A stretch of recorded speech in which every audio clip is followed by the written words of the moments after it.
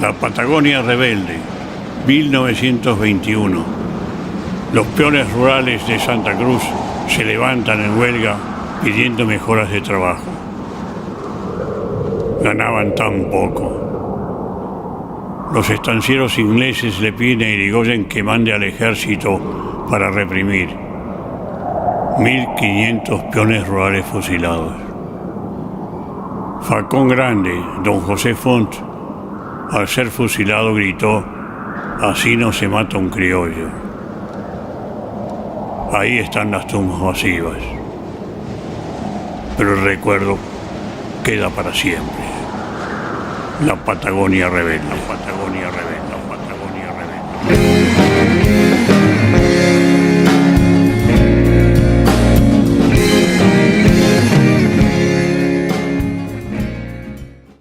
Luego de la campaña del desierto, la Patagonia fue incorporada al sector productivo nacional. Debido al gran crecimiento que tuvo la agricultura y a la expansión de los frigoríficos, el ganado ovino debió ser trasladado hacia estas tierras. Esta región se caracterizó por dos tipos de producciones económicas. El área de mesetas fue utilizada en casi su totalidad para la explotación ovina, siendo las estancias el lugar para el desarrollo de esta actividad. En los valles de irrigación, la actividad agraria se dedicó a los cultivos intensivos, donde pequeños productores propietarios de explotaciones familiares se convertían en actores sociales mayoritarios.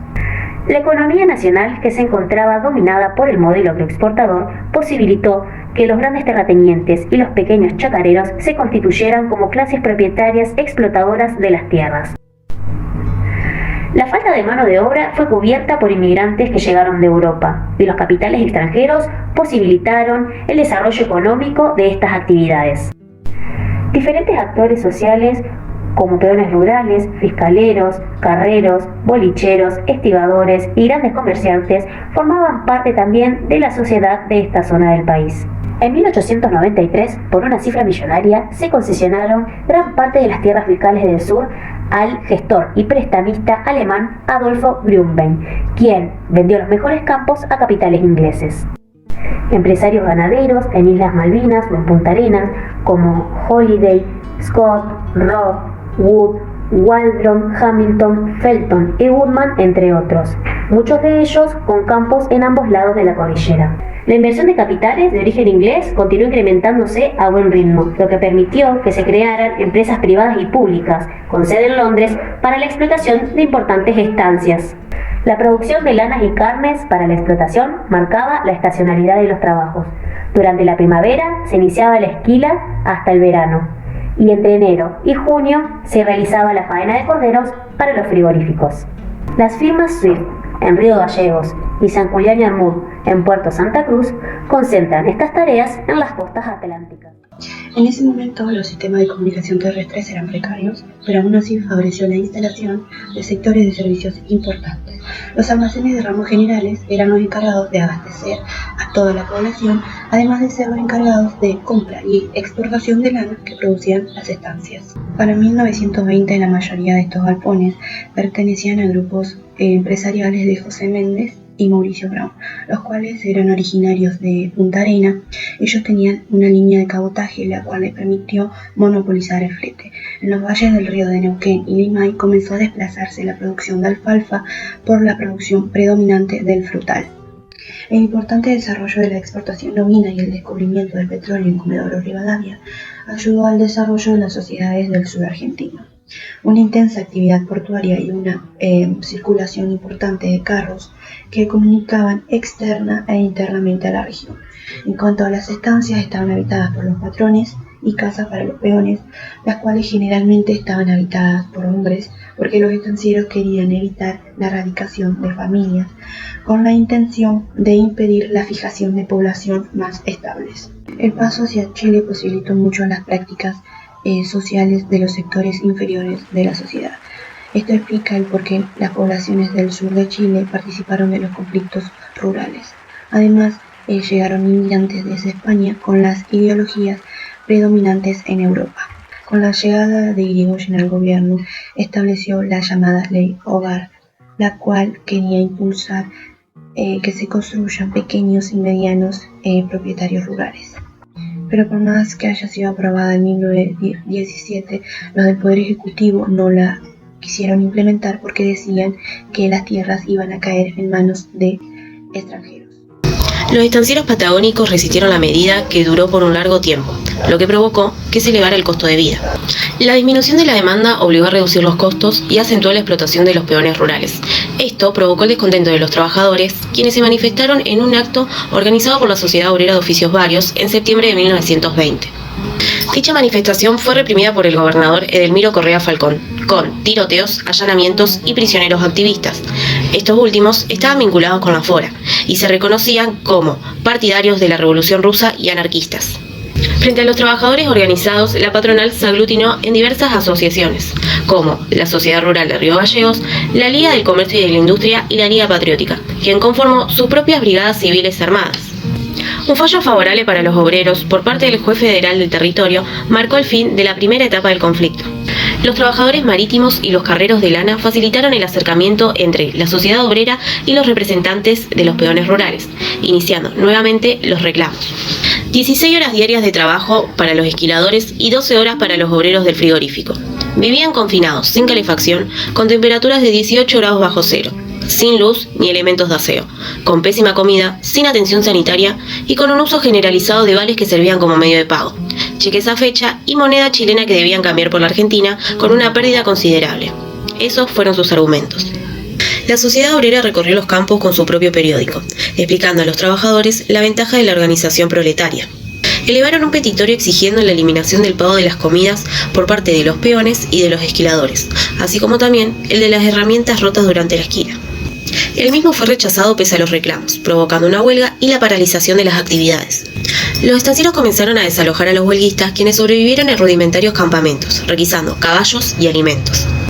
Otros consiguieron refugio en estancias de las zonas y el apoyo de algunos bolicheros y pequeños productores instalados en tierras fiscales. La policía del territorio, junto con la Liga Patriótica, iniciaron una fuerte represión en diciembre de 1920. A su vez, las diferencias entre anarquistas y sindicalistas comenzaban a agudizarse en el interior de la sociedad obrera, debilitando a la militancia. Esto benefició a otros líderes no provenientes del sindicalismo, como Alfredo Fonte y José Icardi, que consolidaron su posición. Junto a ellos, hombres de las más variadas nacionalidades ponían en jaque a los estancieros, cometiendo actos de vandalismo, incendiando las estancias, robando y violando a las mujeres.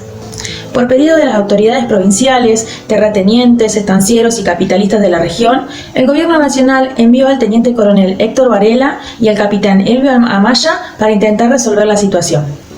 Llegaron a un acuerdo entre las partes, firmando un pliego de condiciones conocido como Laudo ISA, que reconocía las condiciones de vida de los peones rurales y las arbitrariedades que se cometían con sus salarios. Presentó algunas mejoras y el pago de medio jornal por cada día de huelga. La prensa más conservadora comenzó una tarea sistemática de descrédito hacia los huelguistas. Por su parte, anarquistas, socialistas y sindicalistas atribuyeron la victoria a las organizaciones proletarias. Pese al acuerdo firmado, los estancieros no cumplieron con lo pactado, se negaron a pagar los sueldos atrasados, no readmitieron a los obreros y los bienes básicos duplicaron su valor. Una serie de manifestaciones espontáneas, controladas por la Liga Patriótica, provocaron la deportación de obreros y el rearme de una estrategia patronal. Importantes estancieros y capitalistas se reunieron con el presidente Irigoyen solicitando apoyo oficial. El descontento de los obreros derivó en una nueva huelga general y en el ataque a los estancieros, tomando a algunos como rehenes en la primavera de 1921. Ante la inoperancia de la policía local, se reclamó el auxilio de las fuerzas nacionales, que nuevamente estuvieron a cargo del teniente coronel Varela. Se estableció la ley marcial y se inició la represión a los huelguistas. Las medidas debían ser ejemplificadoras. Por eso mismo era el asesinato la suerte que corría, cual fuera que apoyara estas prácticas. Como por ejemplo los pequeños comerciantes, los administradores de las pequeñas estancias que habían prestado colaboración de una forma u otra con este movimiento, corrían la misma suerte. Fueron asesinados, perseguidos y torturados. Costó pocos meses lograr el restablecimiento del orden. Pero, por ejemplo, los periódicos de los obreros como La Vanguardia o La Protesta denunciaban y repudiaban las prácticas que llevaba a cabo el ejército argentino en el sur de la Patagonia. En diciembre de 1921, los militares lograron arrasar con los obreros de las zonas de Río Gallegos, San Julián y la costa atlántica. El único grupo que se mantenía en pie era el dirigido por José Font. Este grupo fue el único que se enfrentó en una ardua batalla con los gobiernos militares. Al cabo de un tiempo, y cansados de huir y sin alimento, decidieron entregarse, porque contaban con la promesa de que no los iban a lastimar y tenían garantías de que esto iba a ser así. Luego de entregarse, estas promesas fueron mentiras porque los fusilaron uno a uno. En 1922 se dio por finalizada la operación militar. Los periódicos de esos años calculan que alrededor de 1.500 obreros fueron asesinados y alrededor de 600 fueron presos y llevados a las cárceles. Uno de los principales representantes fue Antonio Soto, el cual logró huir hacia Chile. Los constantes excesos ejercidos por el teniente coronel Varela en el ejército fueron denunciados arduamente en Buenos Aires por Antonio de Tomaso. Estas denuncias no fueron tomadas en cuenta. El teniente coronel fue condecorado por los servicios prestados para la nación por la Liga Patriótica. Aún no se han encontrado culpables por todos los asesinatos ocurridos en el sur de la Patagonia Argentina. En enero de 1923, el anarquista alemán Kurt Gustav Wilhelms asesinó al teniente coronel Varela en el centro porteño. Posteriormente, este fue asesinado en la cárcel en manos de un integrante de la Liga Patriótica. Pero en Santa Cruz ya reinaba la paz. Los grandes estancieros lograron avanzar hacia los pequeños. Los salarios de los obreros de los pocos que lograron sobrevivir se vieron reducidos casi al 50% en su totalidad. La huelga y sus consecuencias habían eliminado la mano de obra innecesaria. Al cabo de un tiempo, la suba de precios compensaría a los grandes productores las pérdidas ocurridas durante este movimiento de los obreros huelguistas.